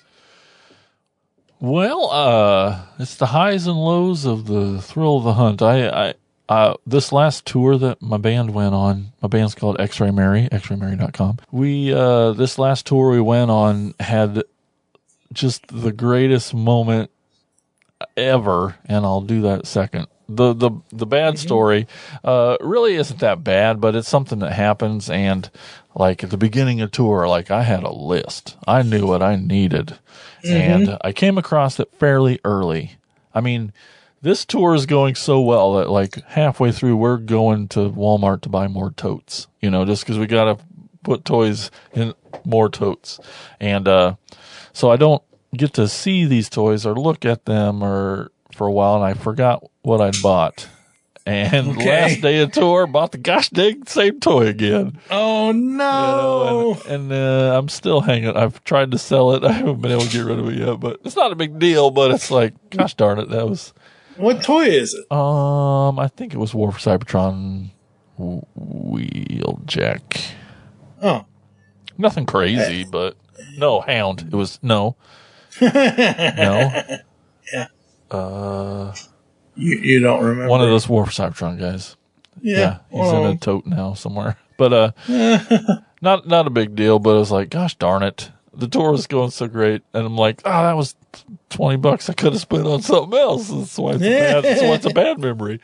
Yeah. But we went on this little trip to these toy stores, and they just from the minute Elgin this was right when the Castle Grayskull was out, and he's just, I mean, the He-Man folks are so lucky right now. I mean, there's so many good He-Man Motu toys out. It's not even fair how awesome these toys are and how many and plentiful they are. It's amazing. I'm just jealous, but you guys are having it so good right now.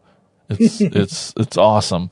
And so the Castle Grayskull came out, and even our Walmart in town had a little price tag placeholder.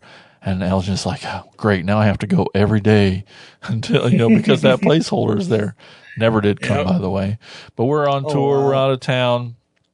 We know this is the biggest toy he's probably ever bought, and would be, it just becomes the focus at every toy store, every shop we go to. It's like, do they have Grayskull? No. Grayskull? No. Grayskull? No. It never happens, and it doesn't happen, and it's kind of sad. I mean, some part of you is like, well, that's $100 I don't have to lose now. But, but we're like, oh, it is kind of sad, and it's dark and we're heading home and we're like, you know what? One more store, one more Walmart. I know it's late, guys. I know we're tired. I know we just want to get home and go to sleep, but just one more. Okay. All right, we'll do it. So we go in, we all, make our beeline like we do. Spooty goes and grabs a cart. I end up running sometimes. I get so excited. I get to the toy section, but we all kind of arrive there at the same time. And since we all do different lines, they're not all in the same places, but we're looking through this big toy aisle in this Walmart or Target, whichever it was. And then we were just frothing. We're finding toys we hadn't found. Still no Grayskull.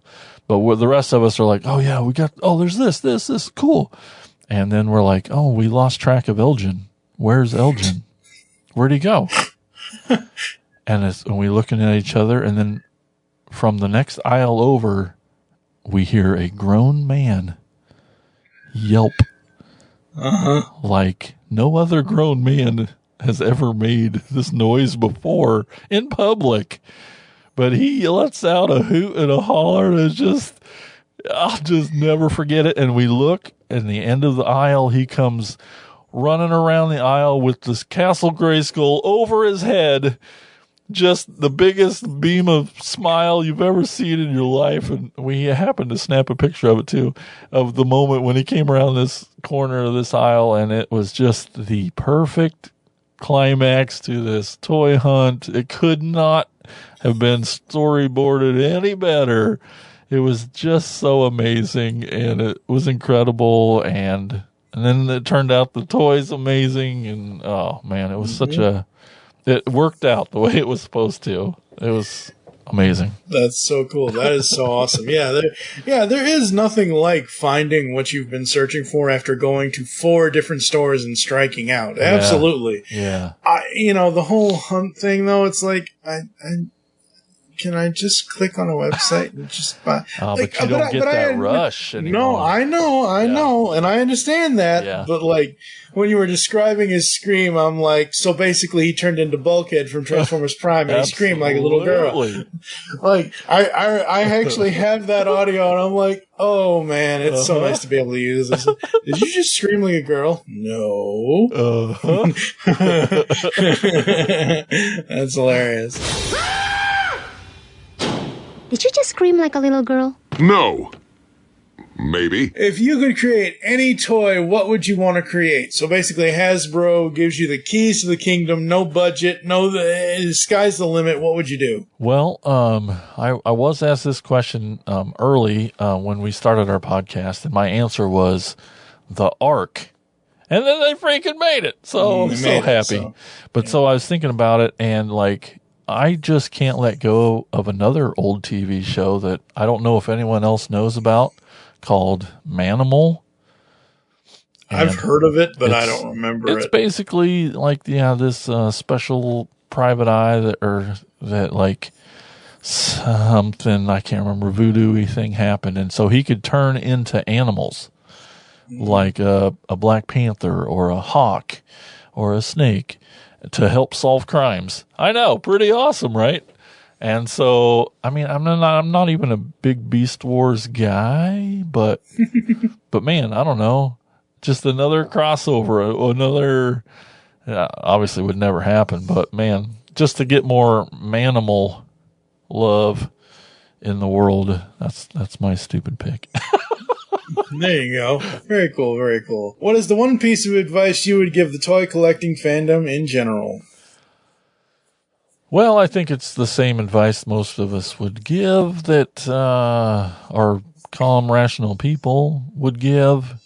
And the more I get into this fandom, it's like, come on, guys. This end of the day, it's just toys. You know, we get them to make us feel good and for fun. And if you let yourself get all mad, then what are you doing, man? So obviously the advice is to just calm down and remember why you're even touching these toys in the first place. Because somebody wouldn't let us when we were kids. That's right, and we must reclaim our childhood at all costs. Absolutely, that's right. What is advice you would give kids who enjoy toys?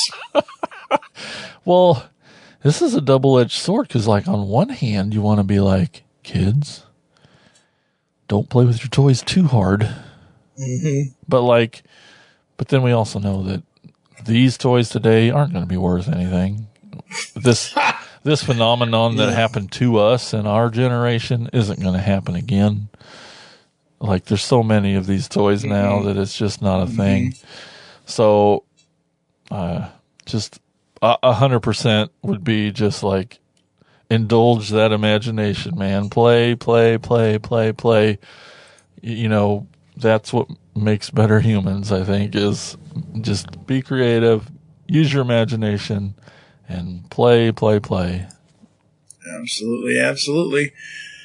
All right, folks, we're going to go to one more quick ad break, come back to close the show. We'll get all Jason's socials and all the Cracktastic Plastic cocaine stuff we want.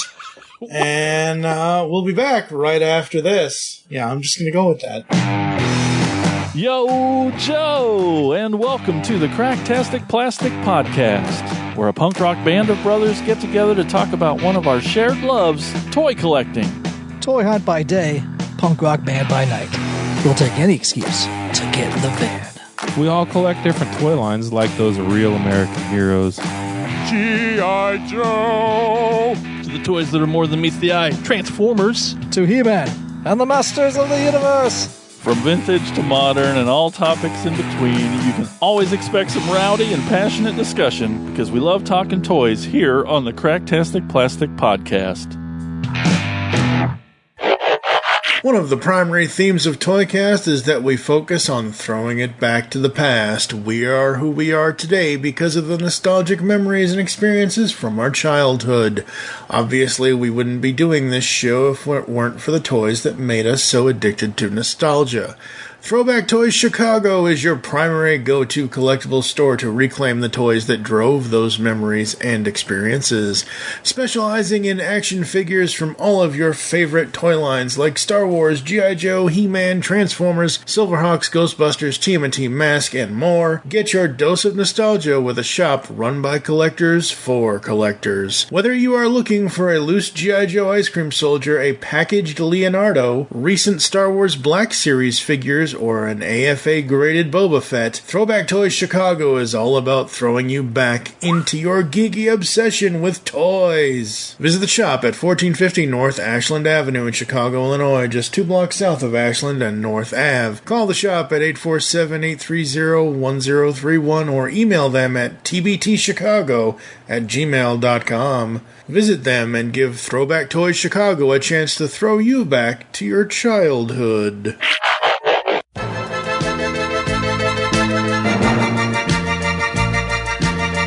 Hello, all sentient beings. Want the latest on everything going on in the Transformers multiverse? Check out the Transmissions Podcast Network. We've got weekly podcasts covering everything from Alpha Trion to Omega Supreme, from old school G1 all the way up to Cyberverse and beyond.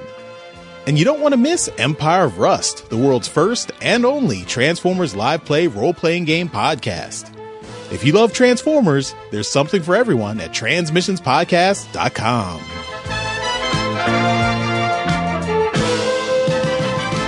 Discover a world of vintage and modern toys that's more than meets the eye with the Triple Takeover Toycast. Hosted by toy writers and photographers Toybox Soapbox, 6O, and TF Square 1, this informal and chilled-out series of discussions cover everything from vintage Transformers to Mask, Diaclone, Microman, and more, be it nostalgic or current. Whether you're a seasoned collector or a casual robot enthusiast, all are welcome. Triple Takeover Toycast. We are back here on Toycast, and that's going to wrap it up for episode 179 with Jason from Cracktastic Plastic. The only purple toy podcast you need, I guess.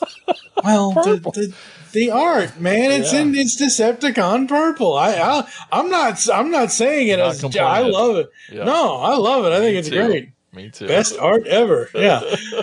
So tell us all about Cracktastic Plastic and everything you guys do. Remind everybody. You betcha. It's 4 buddies of mine who are in a band. Every other week, every other Tuesday. For a couple of years now, we've been putting out episodes. We kind of pick a topic, do a little discussion on that topic, but a lot of it's about, just recent pickups and toys we picked up lately and sharing them with each other. We all record in the same room, and we pass the toys around because it's fun to play with toys. And we've even started doing video versions of the episodes you can find on our YouTube. But we're on all the socials everywhere. If you're hearing this, we're there. So subscribe over there. We have a Patreon. Patreon.com/Cracktastic Plastic. Links to all the things that we do can be found on our website, cracktasticplastic.com. Not drugs, plastic drugs. I guess it's drugs. Cracktasticplastic.com. Mike, thank you so much for having me, man. This is awesome. I love your shows and your network, and it's just an honor to be here. I appreciate you having me on. Absolutely, absolutely. Well, everyone else is also invited. I can't keep all 4 of you in the same room, but the other 3 are more than welcome to come on and tell their stories. It might be a while, though, because this is episode 179. I don't know what I'm doing for episode 180, but episode 181 to 187. So the show may be going on hiatus in the future, folks, because we have to record episodes 181 to 187, which will be the Geekcast Radio Network's Top 100 Toys Countdown. So we announced this kind of. So when we were deciding what countdown we wanted to do after the Wrestlers countdown we did in 2019, we said, it usually takes us about 2 years to get one of these things, get everything and get all the emails and get all the lists and whatever else. Like, okay, in 2021, let's do Transformers. And then the next one, let's do... Thank you. I appreciate that. 100 hours of audio editing. Thank you very much. Good. Glad you liked it. Loved it. Glad everyone liked it if everyone listened to it. But yeah, so Transformers and Toys was going to be the next 2 that we were going to do. And due to life basically throwing me a bunch of curveballs at the end, my wife passed away. I had to move across the country. I had to do all this crap and everything else. So we're like, Toys is probably not going to be for a while. So we are finally up to a point where we are going to be launching the Top 100 Toys Countdown coming soon to the Geekcast Radio Network. Thank you so much. Yeah, this has been a blast. I always love asking people these questions, and half the time I don't show people the questions because I want to be able to sit here for 3 hours and edit out, I just don't know how to answer this question. But thank you. It's been amazing. And so this has been Toycast. If you'd like to get in contact with us or leave feedback for the show, there's some ways to do so. Visit the website, geekcastradio.com, where you can listen to and comment on all of our content. Send an email to feedback@geekcastradio.com. Here are all the ways you can listen to us nowadays. Apple, Google Podcasts. Leave us reviews, please. Spotify and any other podcatching client you choose to use.